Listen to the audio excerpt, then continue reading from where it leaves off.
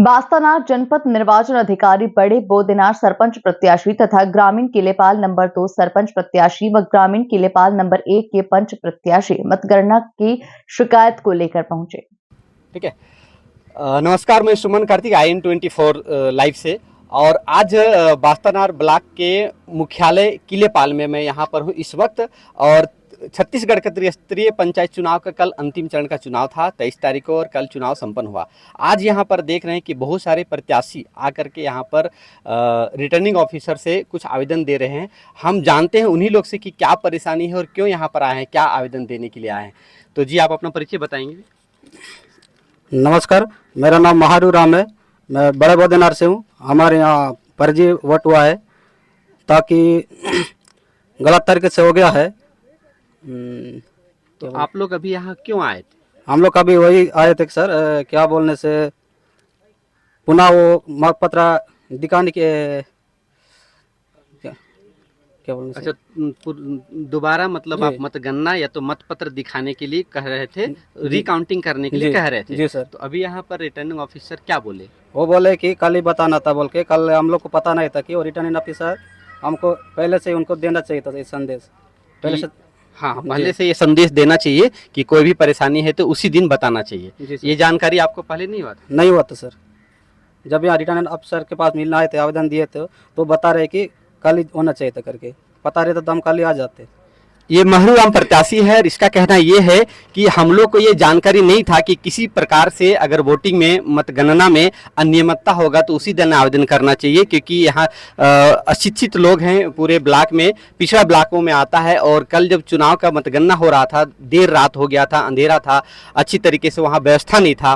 तो ये सब चीज़ें सोच करके ये लोग कल नहीं आ करके आज सुबह आए। और यहाँ पर जब यहाँ पर रिटर्निंग ऑफिसर से पास कंप्लेन किए तो उनका कहना था कि ये आवेदन आपको ये कंप्लेन कल ही करना था। और यहाँ पर ये महरू राम का कहना ये है, और यहाँ के सभी जो प्रत्याशी और भी हैं कई ऐसे प्रत्याशी, उनसे भी हम बात करेंगे। कई प्रत्याशी का कहना है कि जो भी चुनाव प्रक्रिया में जो भी चीज़ें होना चाहिए, इसका एक बार प्रशिक्षण होना चाहिए, क्योंकि अशिक्षित क्षेत्र है और इसके बारे में पूरी जानकारी नहीं है। यहाँ पर और भी लोग हमारे साथ हैं जिसका कहना ये है कि जो हमारा मतगणना हुआ उसके बाद जो हमें एक जो सूचना मिलता है, लिख करके देते हैं उसका मतपत्र में कि आपको इतना वोट मिला, वो भी नहीं मिला है। और इसी कड़ी में हम दूसरे एक कैंडिडेट से मिलते हैं, प्रत्याशी मिलते हैं। अब इनका क्या कंप्लेन है, ये क्या कंप्लेन लेके आए, इन्हीं से जानते हैं। जी, आप अपना परिचय बताएंगे। जी नमस्कार, मैं आलोक सिंह चंदेल, वार्ड क्रमांक 2 से मैंने चुनाव लड़ा था, जिसमें हमारे जो एजेंट बैठे हुए थे सरपंच के पक्ष से, है ना।